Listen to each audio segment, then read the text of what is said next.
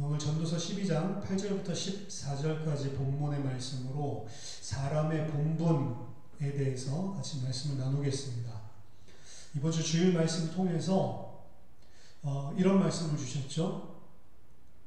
우리가 과거에 육신에 세상에 그 육신대로 세상대로 우리가 살고 달려왔었던 그 길들을 돌아볼 때에 그 길이 잘못되었음을 알고 그것이 죄임을 알고 그로부터 돌이켜서 하나님께로 돌아서는 그 삶이 회개라고 이야기를 하는데, 분별할 수 있는 법으로는 여러분들이 그것을 다 내려놓고 하나님께로 돌아간다 라고 했을 때 마음에 뭔가 주저함이 있거나 캥기면 아직 죽지 않은 것이다, 이렇게 이야기를 하셨죠. 사실은 하나님의 백성들이 근본적인 돌이킴이 있음에도 불구하고 마치 그 돌이킴이 없는 것 같이 흔들리는 경우가 있습니다. 근데 그 말씀에서 주시는 것은 그 근본적인 부분에 대한 이야기예요. 그냥 흔들리는 것이 아니고, 사실은 하나님의 백성은 어떻게 되냐면 우리가 육신이 있고 이 땅에서 계속 세상의 가치와 세상의 가치를 추구하는 사람들, 그 속에서 똑같은 육신을 가진 연약한 우리가 살고 있기 때문에 우리가 세상에 나가면 우리가 가지고 있는 하늘의 가치를 놓쳐버리고 육신화되고 영향을 받을 때가 상당히 많습니다. 그래서 예배드리고 말씀도 듣고 기도하고 성령 충만 받았을 때에는 이 세상의 것이 정말로 다 아무것도 아니고 당연히 영원한 것을 붙잡고 그것 때문에 감사하고 그게 전부 다지 라고 하는 것을 우리가 진짜로 믿지만, 실제로 우리가 삶의 현장으로 돌아가서 일상을 살다 보면 그러한 부분들을 놓치고 세상에 현혹되는 경우가 허다해요. 근데 주일 말씀에서 이야기한 그것을 내려놓기로 돌아볼 때에 주저함이 생긴다라고 이야기하는 것은 사실은 근본적인 인생의 전체적인 방향에 대한 답이고요. 그 부분에 대한 돌이킴이 없는 자는요, 사실은 예배를 드리고 그러한 흔들리는 상황들이 일상 삶들 가운데서 생겼을 때 다시 말씀과 혹은 무릎 꿇음을 통해 하나님 앞에 선다 하더라도 그 답이 나오지를 않습니다. 거기에 대한 진짜 답이 있는 자는 흔들릴 수 있고 또다시 세상과 육신을 따르는 것 같은 죄된 우리의 모습을 발견하는 일들이 당연히 생길 수 있는데, 그 속에서 잠깐 다시 한번 하나님의 말씀과 진리를 깨우치고 묵상하고 그리고 말씀을 통해 도전을 받으면, 아, 내가 또 속았구나, 내가 또 이러고 있네, 이 은혜를 놓치고 또 육신에 매여서 이러고 있네, 금방금방 돌아오게 되어 있습니다. 그리고 그 돌아오는 발걸음도 이제 신앙이 성장하고 장성함에 따라서 굉장히 속도가 빨라집니다. 이제는 막 몇 달씩 방황하기도 하고 이랬었던 우리들이 이제는 일주일, 3일, 하루 혹은 뭐 수시간 이런 식으로 계속해서 우리들이 그 시간들이 단축되어지고 예배를 드릴 때마다 다시 강화되어지고 알게 모르게 조금씩 성장을 하는 거죠. 그럼에도 불구하고 우리는 계속해서 영향을 받고 넘어지고 있기 때문에 말씀을 통해서 계속해서 성령이 우리를 경책하고 우리를 꾸짖고 가르치고 인도해 주시지 않으면 우리는 쓰러질 수밖에 없는 그런 연약한 죄인인 것을 사실은 발견하게 됩니다. 그래서 이 도박을 하는 사람이 도박을 끊을 수 있냐라는 걸 물어봤을 때 끊어야 된다라고 생각하지만 끊을 수 있냐라고 하는 것은 사실은 어려운 이야기죠. 끊어야 하는데 3개월은 끊을 수 있고 3년은 끊을 수 있는데 평생 한 번도 하지 않을 수 있냐라고 물어봤을 때는 흔들리는 거죠. 그게 당연한 것입니다. 도박을 예로 들었지만 우리 인생 육신, 이 세상 것에 딱 매여있는 우리들의 모습이 그것과 흡사하단 말이에요. 마약도 마찬가지고요. 그것을 끊는다라고 했을 때 과연 끊을 수 있냐? 사실 근본적인 돌이킴이 있어야 된다. 넘어질 수는 있어도 이 말을 서두에서 말씀드렸지만 마약하는 사람에게 마약을 끊을 수 있냐? 도박하는 사람에게 도박을 끊을 수 있냐? 끊을 수 있다라고 이야기하지만 못 끊습니다. 사실은. 마약, 도박 뭐 끊는 사람이 있겠죠. 아주 극소수. 근데 못 끊습니다. 사실은. 그럼 우리가 육신을 가진 죄인이 이 땅의 것에 매이지 않고 하나님의 피조물로 위의 것을 바라보고 위의 것을 가치 삼아서 새로운 피조물로 살 수 있냐라고 물어봤을 때 살 수 있다라고 다 말하겠지만, 그렇게 살고 싶다라고 이야기하겠지만, 그렇게 사는 것은 우리의 힘으로는 불가능합니다. 사실은. 성령이 우리 안에 사실은 역사해 주셔야 돼요. 성령이 우리 안에 변화시켜 주셔야 되고, 중생, 거듭나게 하는 역사가 있는 사람에게서 나올 수 있는 회개의 시간표. 회개의 시간표는 결국에는 하나님의 은혜로 성령으로 우리를 계속 깨닫게 해주시면서 성령이 우리를 설득시켜야지만 일어나는 현상입니다. 근데 그 성령이 우리를 설득시킬 때에 기계적인 소프트웨어 같이 하나님이 세이브 딱 시켰더니 갑자기 그런 믿음이 생기는 게 아니고 우리의 인격과 자아를 통해서 결단하고 내가 설 수 있게끔 우리를 그 시간표로 끌고 가고 인도해 주신단 말이에요. 그 끌고 인도해 주시는 우리를 그 결단을 내릴 수밖에 없도록 설득하는 작업을 하시기 때문에 우리가 그 결국에 하나님 앞에 내가 결단하고 회개하고 돌아오는 시간표가 내가 무릎을 꿇었다라고 하는 표현을 하고, 그것도 틀린 말은 아니에요. 근데 다 알고 보니 난 그럴 수 없는 자인데 진짜 은혜를 받아서 그렇게 했구나 라고 하는 것을 나중에 깨닫게 될 뿐이지, 절대로 우리의 의지와 우리의 인격을 무시하고 그냥 무너뜨리고 그냥 프로그램 집어넣듯이 여기 있는 거 지워버리고 새로운 프로그램을 저장하듯이 그렇게 전달되는 게 아니란 말이죠.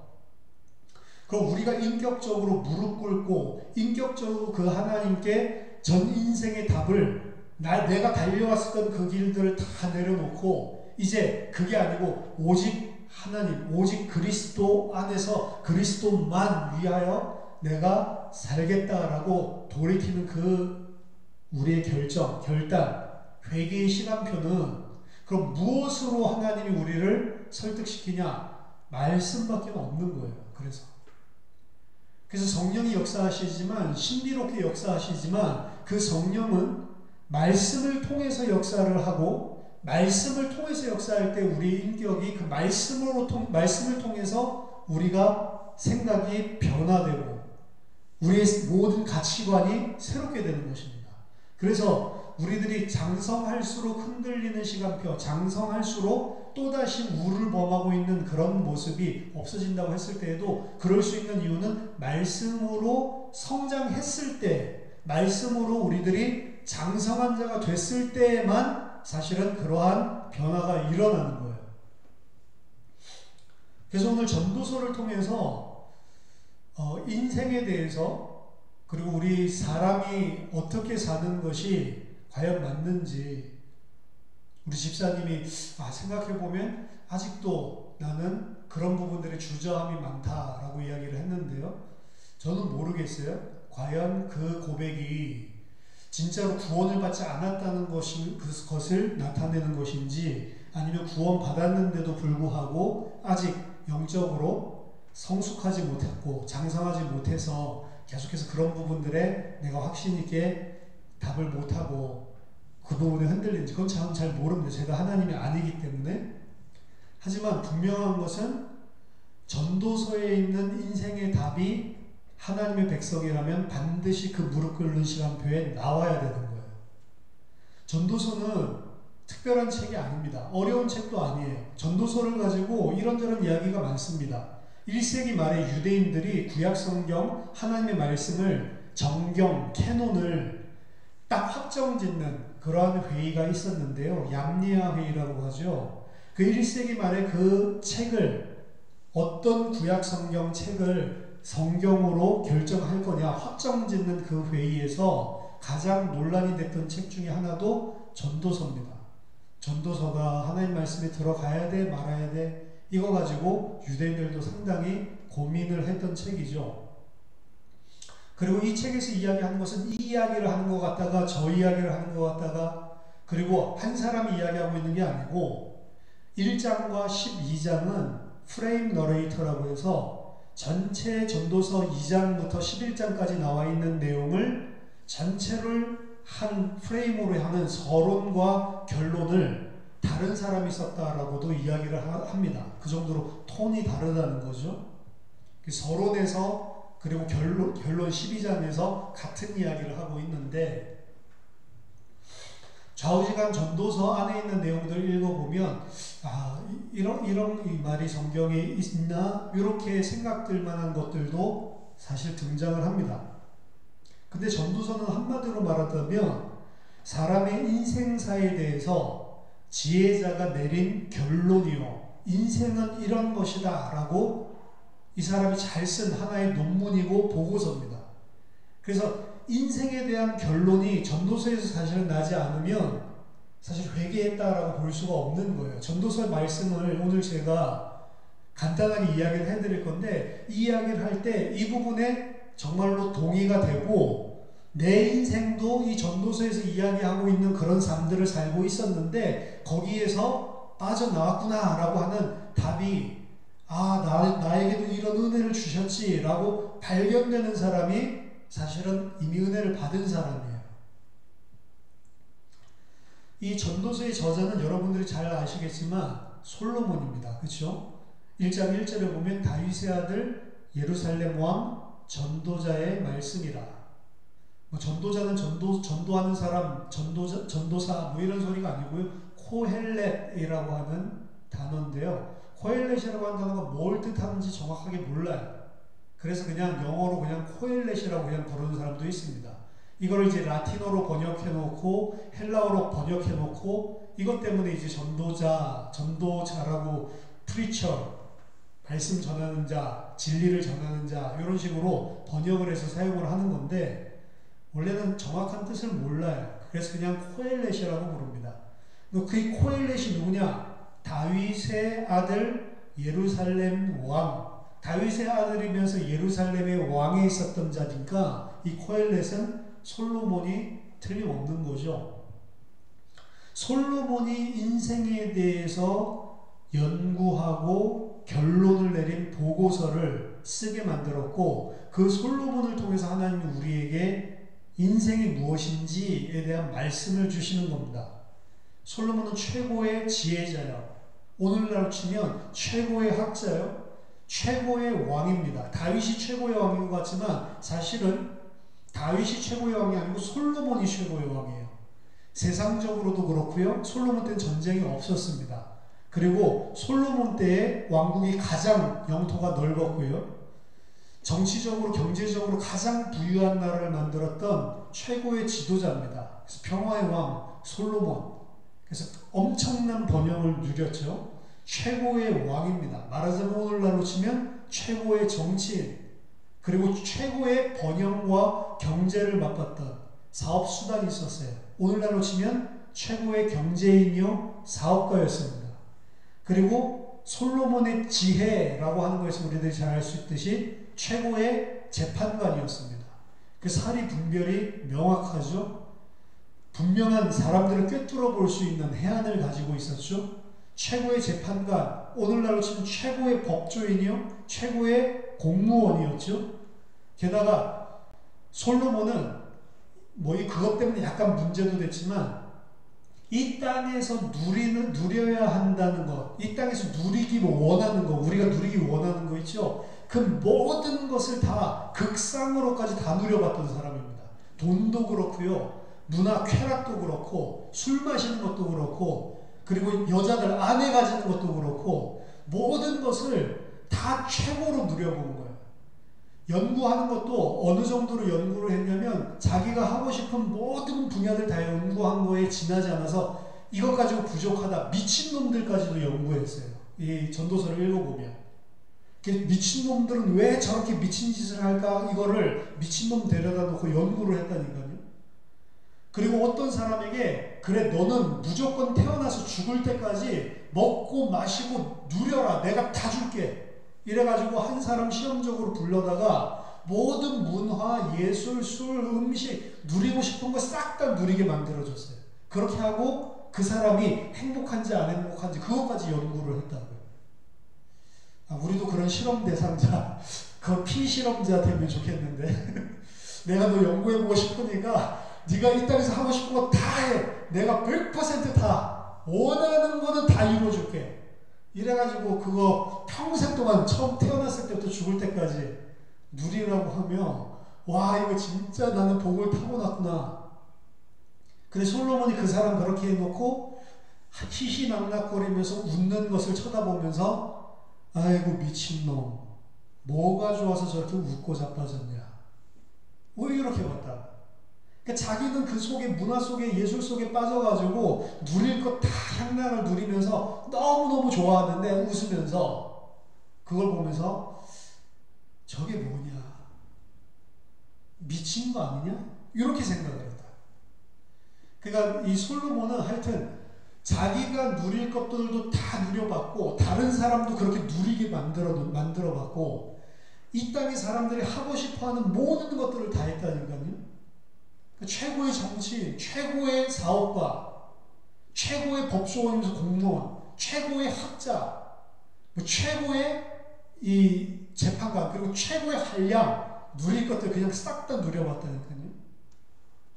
그래서 전도서에 보면 무엇에든지 내 눈이 원하는 것을 내가 금하지 아니하며 무엇이든지 내 마음이 즐거워하는 것을 내가 막지 아니하였으니 돈만 많이 번 게 아니고 지가 살고 싶은 대로 싹 다 살아본 사람이에요.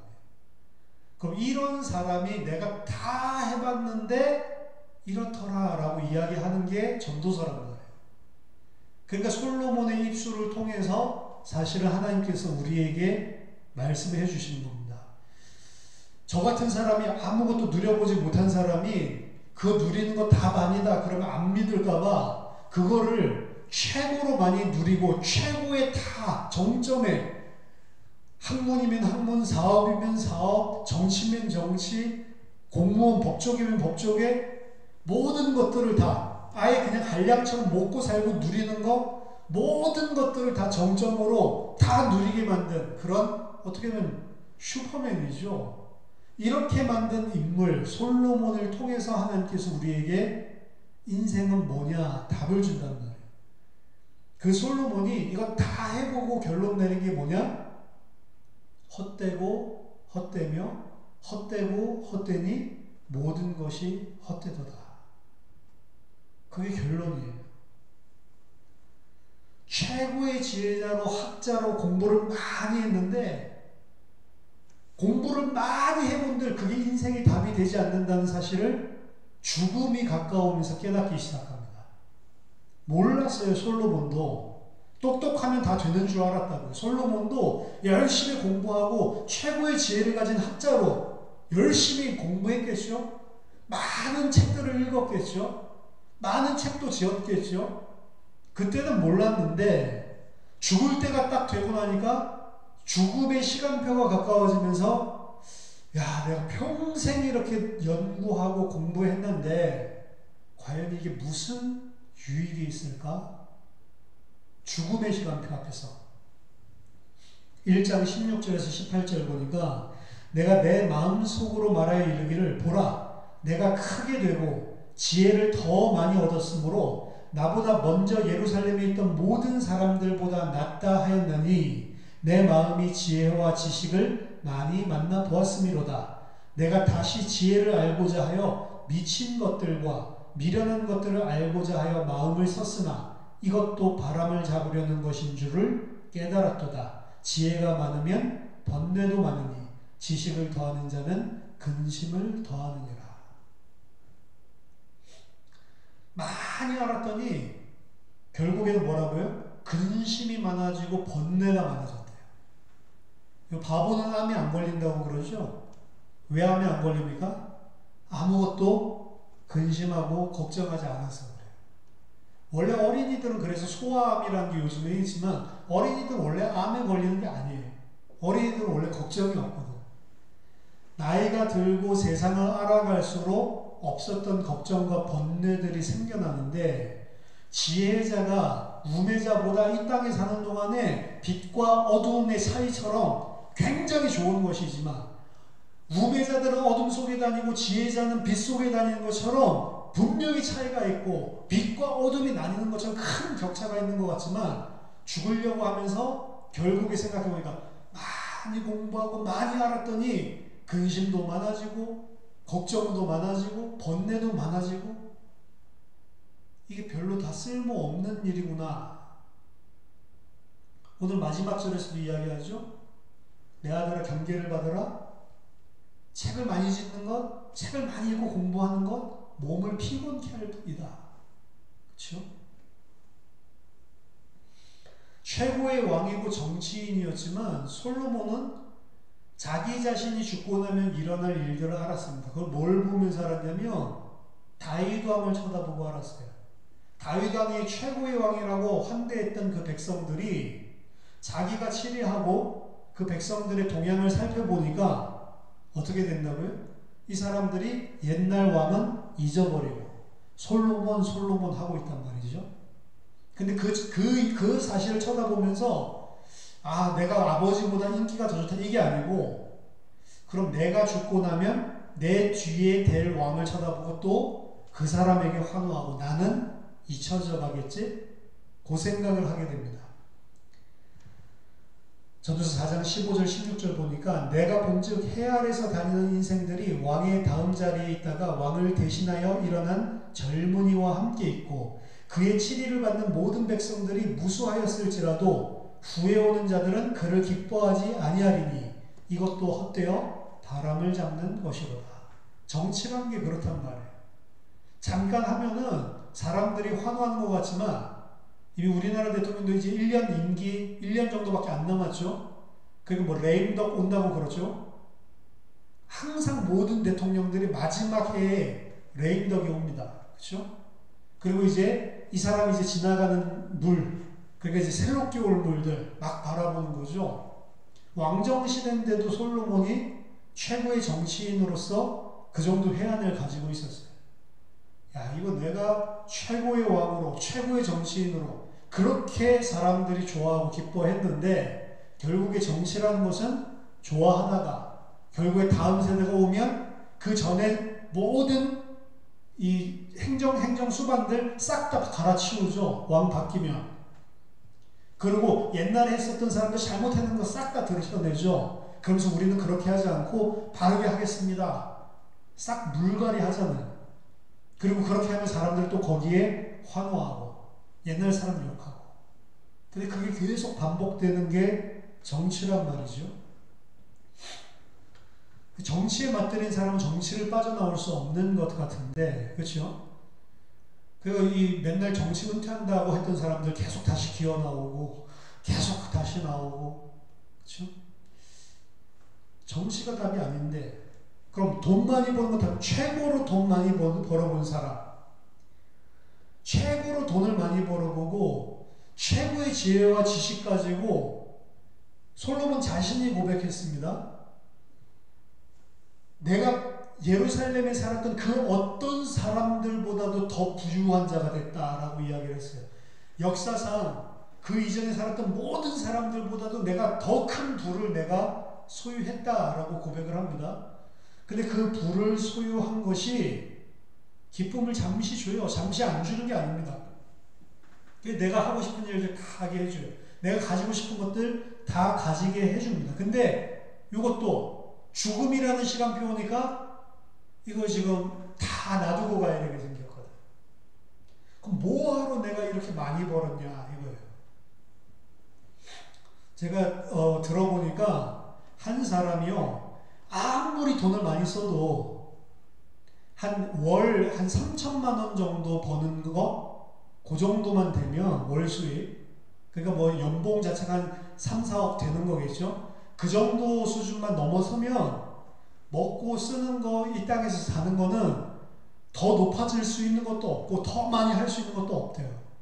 우리가 돈 많다고 하루에 10끼 먹는 거 아니잖아요. 그치? 근데 많은 사람들은 그것보다도 더 많은 거 벌고 있으면서도 계속해서 돈 벌어야 된다고 생각을 하거든요.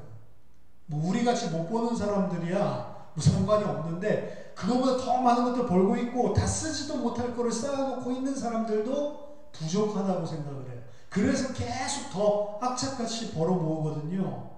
솔로몬은 그 누구보다도 더 부유했었는데 돈 내가 많이 있어봤다, 많이 벌어봤다. 근데 나이가 늙고 죽음의 시간표가 다가오니까 내가 무엇을 위해서 이걸 했을까? 2장 22절 23절 보니까 사람이 해 아래서 행하는 모든 수고와 마음에 애쓰는 것이 무슨 소득이 있으랴? 일평생에 근심하며 수고하는 것이 슬픔뿐이라. 그의 마음이 밤에도 쉬지 못하니 이것도 헛되도다. 이게 사업가에 대한 답이에요. 돈 벌려고 밤에 근심하고 걱정하고 잠도 못 자고 눈물 흘리고 수고하고 애쓰는데, 근데 그 벌어둔 돈 어떻게 되냐고 말이에요.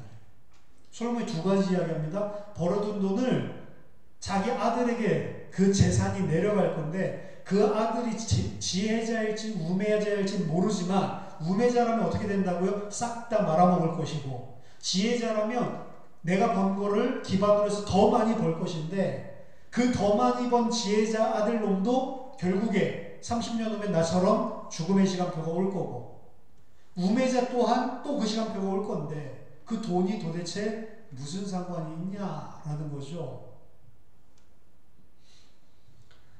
전도서 5장 11절 12절에서도 재산이 많아지면 먹는 자들도 많아지나니 그 소유주들은 눈으로 보는 것 외에 무엇이 유익하랴. 노동자는 먹는 것이 많든지 적든지 잠을 달게 자거니와 부자는 그 부유함 때문에 자지 못하느니라. 차라리 월급쟁이 노동자로 사는 게 훨씬 마음은 편하겠다, 이 생각이에요. 자기 자신은 사업을 해보니까 이게 규모가 커지면 커질수록 돌아가야 되는 돈도 많고 신경 써야 될 것도 많고 잠 못 자고 돈 돌리느라고 생각할 것도 많아서 평생에 잠 못 자는 것과 수고하는 것과 애쓰는 것과 눈물밖에 없대요. 그래서 차라리 나도 노동자처럼 열심히 일하고 밤에 힘들어가지고 잠이라도 꿀잠 자고 이게 더 낫겠다. 내가 이렇게 돈이 많아봤자 눈으로 나 돈 많다 이거 외에는 내게 무슨 유익한 게 있냐. 돈 쌓아놓고 쓰지도 못하는 거예요. 그래서 여기서 보니까 소득이 재산이 많아지면 먹는 자들이 많아진다고 그랬죠. 이게 큰 집으로 이사 가면 큰 집 가는 게 문제가 아니고, 큰 집에 가면 큰 집에 필요한 가구들이며 큰 집을 정리하고 관리해야 되는 이것들도 부수적으로 더 생기더라. 제가 지난주에 그 다음 이거 보는데 540억짜리 집 이래가지고 그 사진 보여주더라고요. 미국에 있는 집 같아요. 540억짜리 집이래.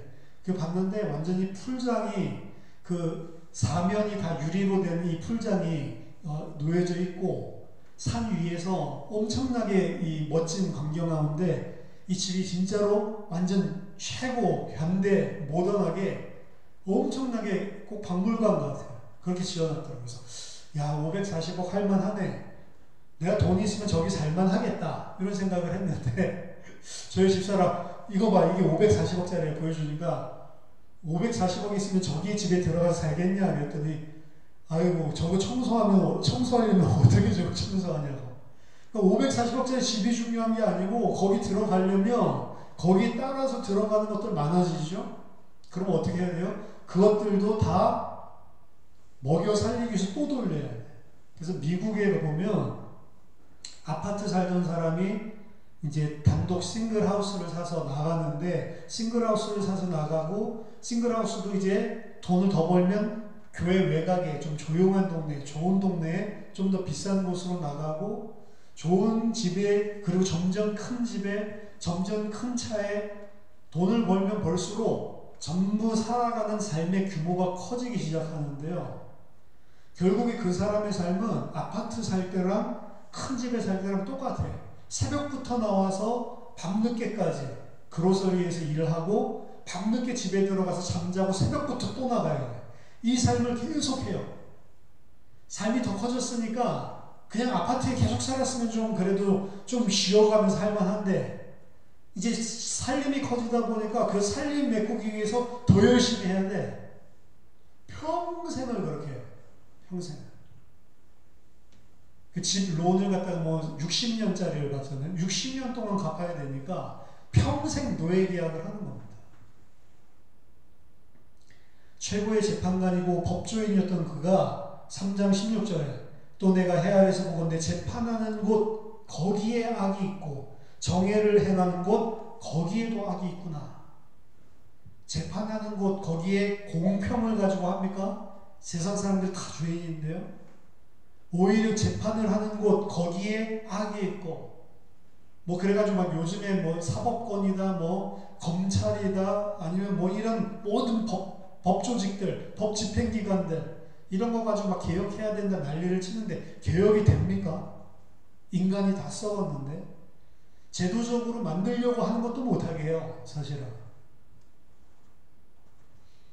최고의 문화를 누리고 최고의 한량이었지만 모든 것을 다 누려봤는데 그게 누릴 때는 기쁘고 즐거운데 결국에는 그것 자체가 답이 아니라는 것을 할 거 다 해보고 내리는 겁니다. 제가 이렇게 5가지 정도 이야기를 했지만 이 안에는 5가지 외에도 많은 것들이 나와 있어요. 그러니까 솔로몬이 이 세상에서 할 수 있는 모든 것들을 다 본인이 해보고 누려보고 섭렵해보고 최고의 정점에 이르러보고 하는 말이 그거 헛거다. 그거 답 아니다. 라고 이야기를 하는 거거든요. 그리고 세상을 쳐다보니까 과연 하나님이 계신가? 라는 게 의문이 들 정도로 세상은 요지경이다. 이게 전체의 이 본문 내용입니다. 하나님이 과연 계신가? 하나님이 계시다면 저 아기는 어떻게 저렇게 부유하고 저 아기는 어떻게 저런 복을 받을 수가 있는가? 하나님이 계시다면 저 의인은 어떻게 해서 악인이 받아야 될 그 죄나 재앙과 심판을 받는가? 그러면 악인은 잘 되고 의인은 못 되고 요게 룰입니까? 아니죠. 악인이 하나님의 심판과 재앙을 받는 자도 있어요. 그렇죠? 의인이 전부 다 꾸질꾸질하게 심판받고 재앙당하고 삽니까? 아니요. 의인 중에도 잘 되는 사람도 있어요. 욥같이 잘 되잖아요. 그러니까 잘 되고 못 되고 이게 가만히 보니까 답이 없어. 의인이라고 이 땅에서 육신적으로 잘 되는 것도 아니고 악인이라고 해서 못 되는 것도 아니고. 어떤 분은 그런 말씀 하시더라고요. 죄 짓고 남 사기치고 그리고 이 악을 행해서 돈 벌고 부유하고 성공하는 것 같은 사람 결국에는 망한다. 근데 결국에 안 망하는 사람도 많이 있어요. 아닌가요? 너무 세상을 시니컬하게 보는 겁니다. 제가 봤을 때는 안 망하는 사람도 많아요. 성실하게 살면 된다. 아니 성실하게 사니까 성실하게 사는 사람이 손해보고 그리고 빚지고 그리고 훨씬 더 힘들게 사는 사람들도 많이 있습니다. 그러니까 이 세상이 돌아가는 것들이 이렇다 할 룰이 없구나.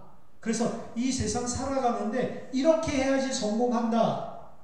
자, 거기에서 먼저 말했어요. 그렇게 해서 성공, 세상 사람들 말하는 성공 내가 다 해봤는데 성공했더니 그거 답 아니더라.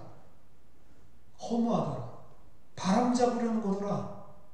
그게 과연 내가 한 가지를 여러 번 성공하고 거기에서 뭔가 일가를 이뤄내려면 그것만 생각해야 됩니다. 그것만 뚫어 파야 된다.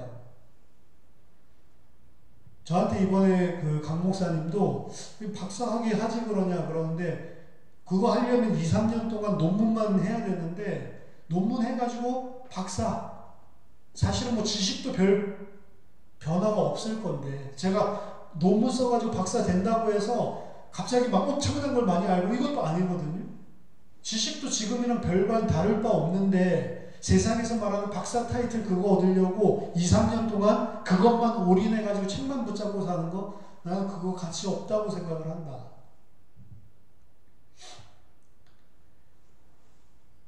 뭔가를 하나를 이루고 이러려면 거기에 꽂혀가지고 그것만 집요하게 평생을 헌신해서 거기에 올인해서 살아야 되는데, 그렇게 해서 이루어 본들, 그걸 성공이라고 세상 사람들은 이야기하지만 솔로몬은 성공이 아니고 그것 때문에 내가 흘린 눈물, 그것 때문에 고통받은 거, 그것 때문에 고생한 거, 그것 때문에 흰머리 생긴 거, 그것 때문에 밤에 자지도 못하는 거, 그게 내가 그것을 통해 얻은 거지 그거 외에 사실 남는 게 없다. 그래서 솔로몬이 이런 말하고, 그러니까 이게 성경에 있는 것들이 조금 그런 겁니다. 내가 허무한 날을 사는 동안, 7장 15절부터 18절까지 보면, 허무한 날을 사는 동안 내가 그 모든 일을 살펴보았더니 자기의 의로움에도 불구하고 멸망하는 의인도 있고 자기의 악행에도 불구하고 장수하는 악인이 있으니 지나치게 의인 되지도 말고 지나치게 지혜자도 되지 말라. 스스로 패망하겠느냐? 지나치게 악인이 되지도 말며 지나치게 우매한 자도 되지 말라. 어찌하여 기한 전에 죽으려고 하느냐? 너는 이것도 잡으며 저것에서도 내 손을 놓지 아니하는 것이 좋으니. 그러니까 이게 성경에서 야 이거 해봤자 너무 악한 놈처럼 살지 말고 너무 의로운 것처럼 살지 말고 그냥 대충 살아. 그러니까 이제 유대인들이 이게 하나님의 말씀이야? 헷갈리는 거죠. 대충 살아. 너무 그렇게 살지 말고 너무 그렇게 할 필요 없어. 그냥 되어지는 대로 살아. 말하자면 이런 이야기거든요. 이 해 아래에서 내가 봤을 때는 그냥 먹고 누리는 거 외에는 더 승한 게 없는 것을 내가 봤다. 그냥 주어진 거 맛있는 거 있으면 먹고 그냥 즐길 수 있을 때 즐겨.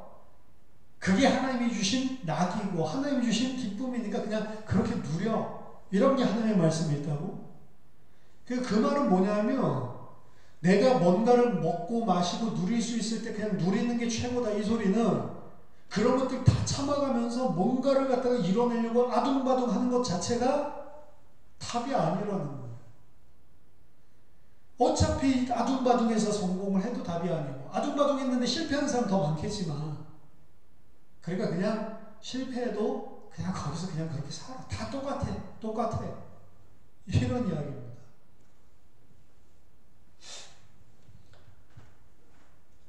(7장) 13절 14절 보니까 하나님께서 행하시는 일을 보라. 하나님께서 굳게 하신 것을 누가 능히 곧게 하겠느냐. 왜 그럼 세상이 이렇게 됐냐. 의인이 망하고 악인이 잘되고 의인이 또 성공하고 악인이 망하고 왜 세상을 갖다가 이렇게 말도 안 되는 룰도 없이 막 이렇게 임의적으로 돌아가는 것처럼 왜 세상이 이렇게 되냐. 이걸 보고 솔로몬은 답을 내리고 이거는 사람이 하는 게 아니고 하나님이 행하시는 것이다 라고 봤어요. 하나님이 행하시는 것이고 하나님께서 굳게 하신 것이기 때문에 그걸 펼 수 있는 사람이 없다. 하나님이 이 세상을 요지경으로 꼬아놨대요. 이렇게 하면 A를 하면 B가 나와 라는 답이 없도록 A를 하면 B가 나오는 사람이 있어서 A를 하면 B가 나올 줄 알고 A를 했더니 자기는 C가 나와. 왜? 그거 누가 한대요? 하나님이 한대요. 이 사람이 주식하면 성공한다고 해서 주식에다가 올인했더니 요즘은 영끌이라면서요. 영혼까지 끌어모아가지고 비트코인 투자했더니 그쵸? 얼마 전에 또 요새 도지코인인가 거의 다치코인에다가 전부 다 올인했더니 무슨 쇼에 나와가지고 그거 사기다. 그 한마디 한 것 때문에 30%가 하루 만에 떨어지고 막 자살하러 가고 그러죠. 누구는 코인 해가지고 성공했다더니 나는 코인 해가지고 쪽박 사고 누구는 주식 해가지고 지금 이제 누구는 부동산 해가지고 이제 돈 벌었으니까 나도 부동산 해야지. 해보세요. 잘 되는 사람도 있겠죠. 안 되는 사람도 있다는 거를 항상 아셔야 돼요. 왜? 하나님이 A 하면 B 나오게 세상을 안 돌리신대요. A 하면 성공, 그래서 A 했더니 실패, 이걸 섞어놨대요. 그걸 누가 한대요? 하나님이. 7장 14절 그래서 형통한 날에는 기뻐하고 곤고한 날에는 되돌아보아라. 이 두 가지를 하나님이 병행하게 하사 사람이 그의 장래일을 능히 헤아려 알지 못하게 하셨느니라. A 하면 성공한다 이런 것들이 없게 해놨대요. 왜? 하나님이 사람이 100% 확실한 룰을 가지고 미래를 예측할 수 있게끔 안 해놨대요. 그래서 아무리 과학이 발달해도 일기예보 안 맞습니다.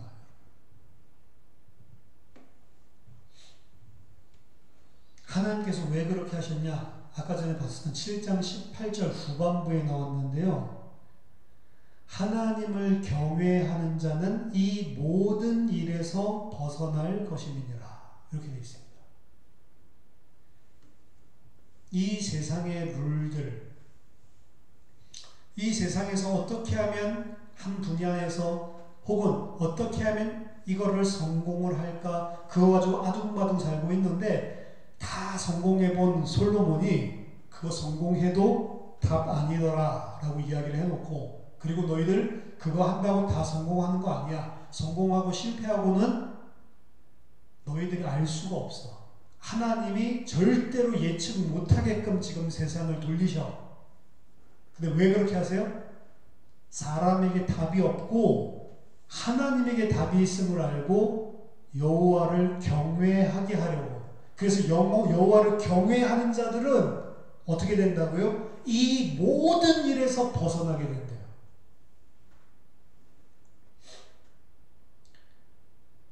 이게 인생의 답입니다.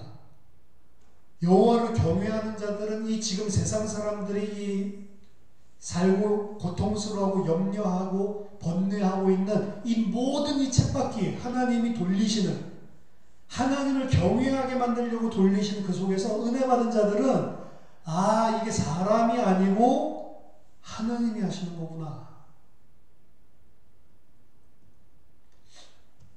우리 나장로님이 농사를 하시니까 이게 제일 정직하고 좋은 것 같다라고 이야기하시더라고요. 삶이 조금 고되고 이게 처음에 적응하려면 안 하던 사람이 하려면 힘들어서 그렇지 그래도 일단 내가 먹을 거 내가 농사 지어가지고 하고 돈을 많이 못 벌지만 그 농사는 좀 정직하거든요. 내가 그래도 인풋한 만큼 나오거든요.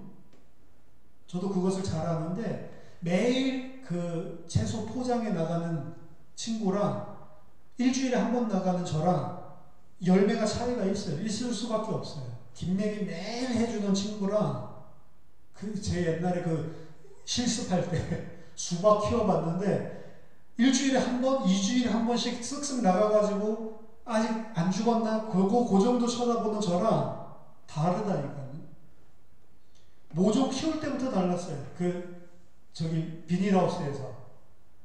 비닐하우스 가가지고 모종 키울 때부터 저는 아예 보지를 안 해. 가보면 그냥 막 모종이 뭔지 이 잡초가 뭔지 같이 섞여 있는데 잡초 더 커. 그렇죠? 저 뭔지도 잘 모르니까 다 뽑아버려요. 심고 나서도 달라요. 포장에 심고 나서도. 매일 하는 사람 아닌 사람 분명히 열매의 차이가 나는 게 농사인 것은 맞습니다. 근데 귀농하는 사람들이 요즘에 엄청 많더라고요. 귀농하는 사람들 거의 대부분 실패한다고 그러더라고요. 너무 늦게 해서도 아닙니다. 나이 60 다 은퇴하고 나서 해서 성공하는 사람도 있고 거기에 진짜 잘 적응하고 우리 장로님처럼 그렇게 여생을 보내시는 분도 있고 그런 것들 동경해가지고 갔는데 너무 안 맞아서 괜히 돈만 버리고 그 다음에 사람들이 더 어려워진 사람도 있고 그래서 그것도 답이 아니에요, 사실. 이것도 이렇게 해도 안 되고 저렇게 해도 안 되고 그럼 어떻게 해야 되냐? 그냥 되는 대로 살아라 이거예요, 솔로몬이. 되는 대로 그냥 살아. 하나님이 해주신 거 그거 안에서 그냥 주시는 대로 그냥 살아. 그러면서 그냥 그거 가지고 감사하면서 편하게 살아. 중요한 거는 하나님이 왜 그렇게 하셨냐? 이렇게 해가지고 내가 이거 돼야지 그거 바라보면서 인생 사는 게 아니고 그건 하나님이 하시는 거고 인간이 해야 될 거는 하나님을 경외하는 게 인간이 해야 될 거야. 그걸 가르쳐 주시려고 인생이 답이 없게 하신 거야. 만약에 여러분 물어봅시다.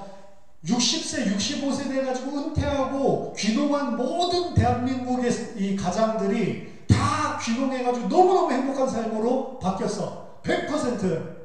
그 귀농 안 할 사람이 있어요? 은퇴하고? 다 귀농하지? 안 그렇다니까요.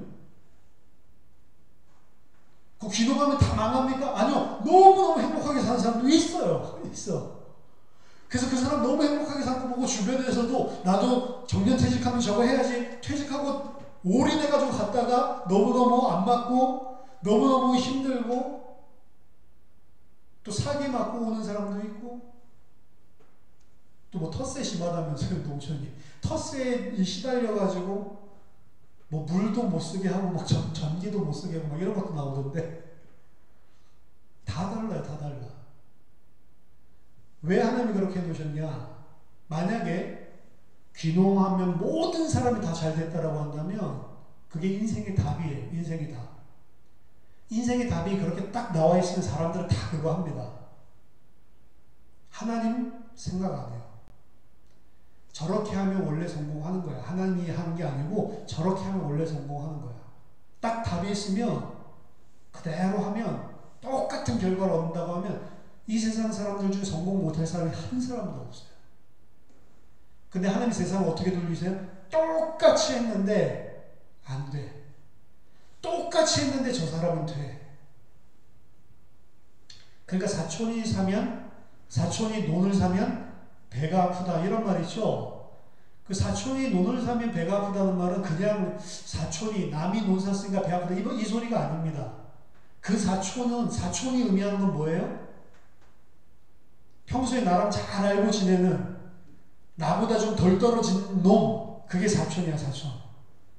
그러니까 나보다 틀림없이 좀 이 빈궁한 삶을 살아야 되는데 아이 사촌 그놈이 돈을 어떻게 벌어가지고 땅을 샀어? 이러니까 배가 아픈 거예요.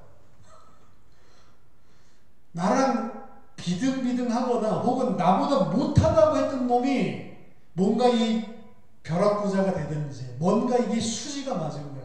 그래서 땅을 사니까 배가 원래부터 완전히 대기업 집안 사촌인데 걔가 땅 사면 배도 안 아프다니까요.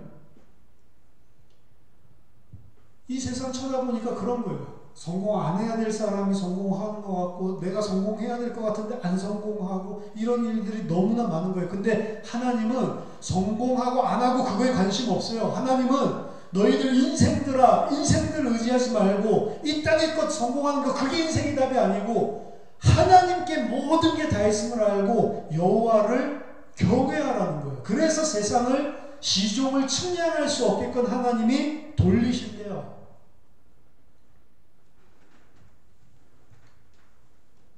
그래서 전도자의 결론이 헛되며 헛되니 모든 것이 헛되도다.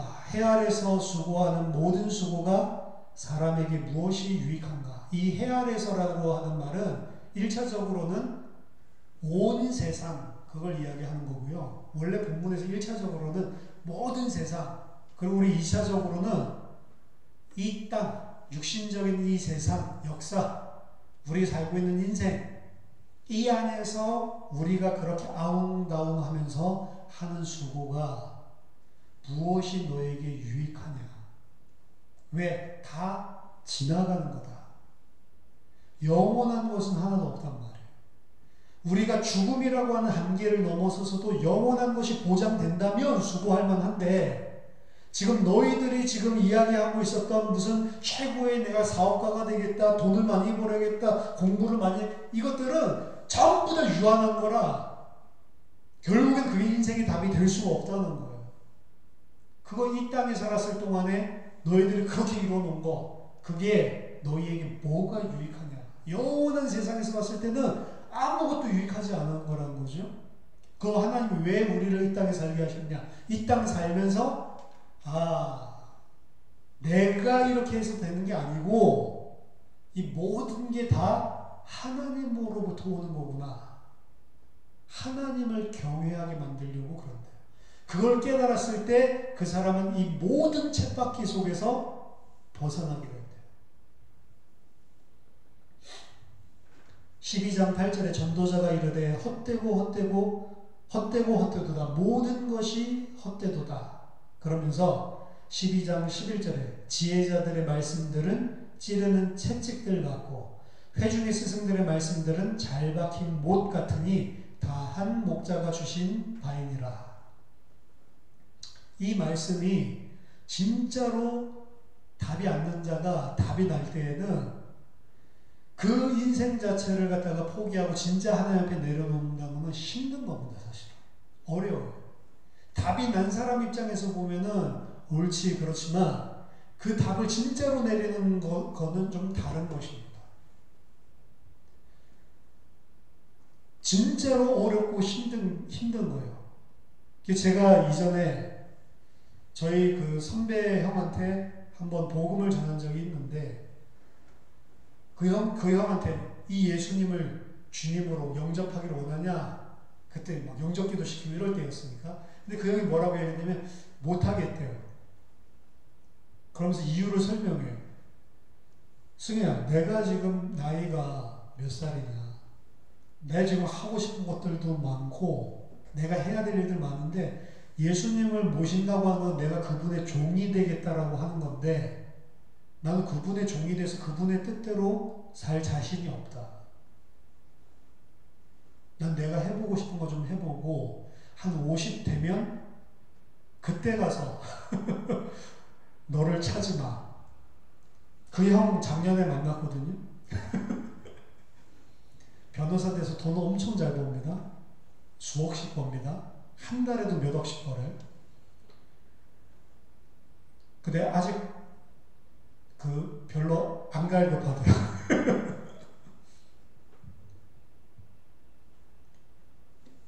그래서 더 해보셔야 되겠구나. 더 해봐도 답이 나오는 게 아니죠.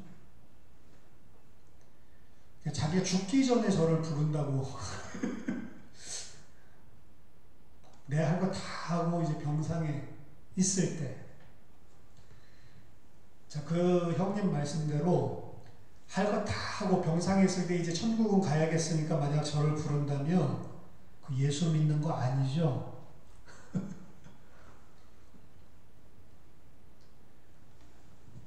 인생에 있어서 하나님이 그 답을 주실 때는, 근데 저는 그 이야기를 듣고 되게 고마웠어요. 가짜로 막 기도하고 이런 게 아니고 진짜 자기가 가지고 있는 생각을 그대로 이야기해 준 거니까. 그게 훨씬 낫잖아요. 정직하잖아요. 오늘날 교회에는 그 답도 안 났으면서 예수를 주여 주여 부르고 다니는 사람이 엄청나게 많잖아요. 진짜 예수가 주가 아닌데 입으로만 주여 주여 하면서 실제로는 자기가 왕노릇하면서 사는 사람들 많잖아요. 기독교인이라고 하면서. 차라리 그런 게 낫지. 난 예수를 주로 영접은 못하겠다. 왜? 아직은 내가 주인을 좀 해봐야겠어. 솔직하잖아요. 근데 솔직하다고 해서 그 진리는 아니지만 안 솔직한 것도 진리 아니니까. 중요한 건 뭐냐면 이것도 답 아니고 저것도 답 아닌데 하나님의 은혜를 준 사람들은 어떤 답이 나오냐면 인간은 하나님 경외하면서 사는 거구나. 이 답이 나오는 겁니다.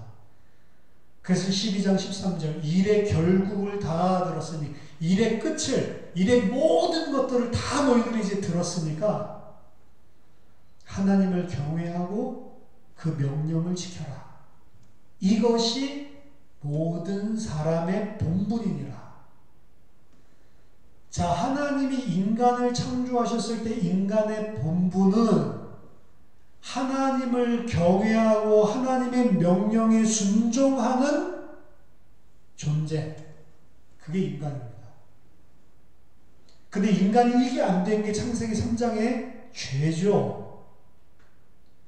인간이 인생을 살면서도 이게 안 되죠. 하나님을 경외한 게 아니고 세상 것을 경외하고 하나님의 명령을 순종하는 것이 아니고 세상의 법칙과 세상의 힘을 순종하면서 살아가는 게 인간입니다. 근데 하나님이 은혜를 준 사람은 그게 답이 아니라는 사실을 알아요. 헛되니 모든 것이 헛되구나. 그게 답이 아니구나. 솔로몬처럼 다 죽어갈 때 깨닫는 게 아니고, 뭐 죽어갈 때 깨닫는 사람들 많이 있을 수 있겠습니다만은,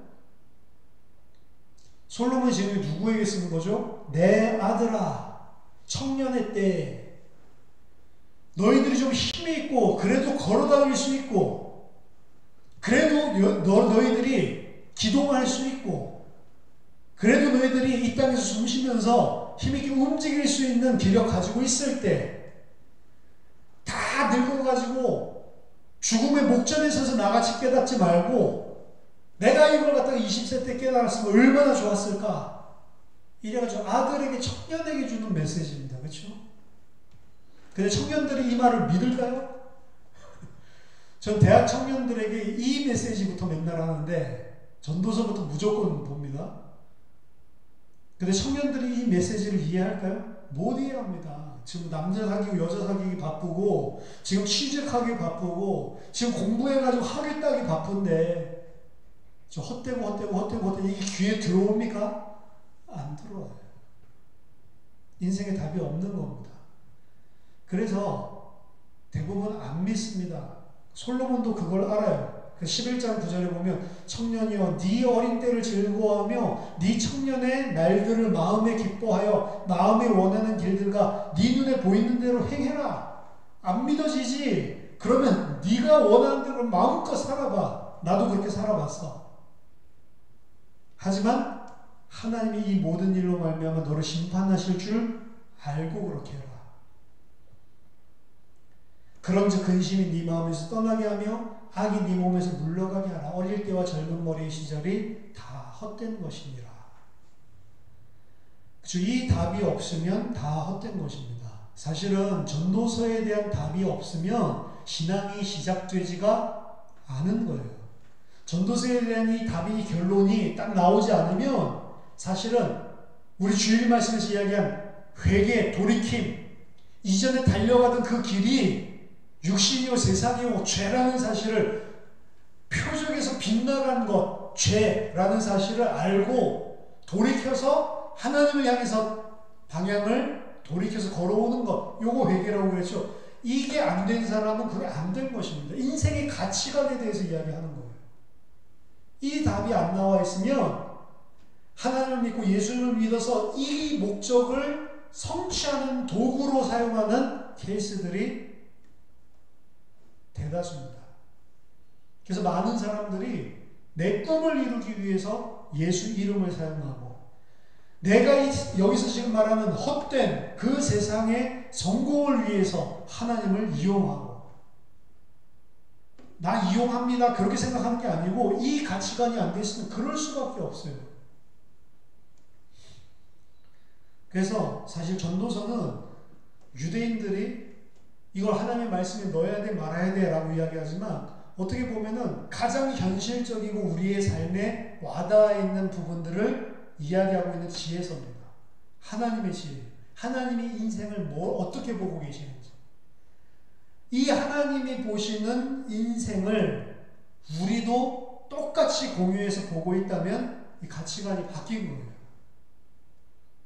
말씀드릴 때 이걸 이해한 거는 그 가치관을 공유한 게 아니겠지만 내가 내 인생 자체를 놓고 볼 때 이게 정말로 아멘이고 정말로 나도 이렇게 보고 있다. 그 가치가 이 솔로몬이 오늘 보고 있는 것, 하나님 우리에게 주시는 말씀 그대로 인생을 우리가 직시하고 있다면, 그렇게 우리의 인생에 답이 나 있다면 그것은 가치관이 바뀐 거거든요. 그 가치관이 바뀐 것을 보고 믿음이라고 하는 겁니다. 그래서 그 가치관이 바뀐 사람은 여기에서 너무 부하게 하려고도 하지 말고 너무 가난하게 하려고도 하지 말고 너무 의롭게 하려고도 하지 말고 너무 악인 되려고도 하지 말고 너무 열심히 살려고도 하지 말고 너무 게으르지도 말고, 이 말이 무슨 말인지가 알아져요. 이게 하나님의 말씀이 아니야 이게 아니고 그치 그게 무슨 이야기인지가 이해가 된다. 인생에 대한 답을 이야기하고 있는 거라니까. 인간은 이 땅에서 뭘 이루라고 하나님께서 이 땅에 보내주신 게 아닙니다. 우리를 이 땅에 살게 하신 것은 사람을 사람 만들려고 하는 것인데, 사람은 뭐냐? 하나님을 경외하고 그 명령을 지키는 것이 사람입니다. 저와 여러분들이 온전한 사람으로 세워지는 은혜가 있기를 예수 그리스도 이름으로 축원합니다. 기도하겠습니다. 하나님 아버지 은혜를 감사드립니다. 저희들에게 인생을 볼 수 있는 눈을 열어주시고 저희들에게 이 세상과 다른 세계관, 가치관을 가질 수 있는 믿음을 허락하여 주심을 감사드립니다. 하나님, 저희들이 온전히 하나님만 경외하며 그 명령에 순종하는 사람이 될 수 있도록 축복해 주시옵소서. 예수 그리스도 이름으로 기도하옵나이다. 아멘.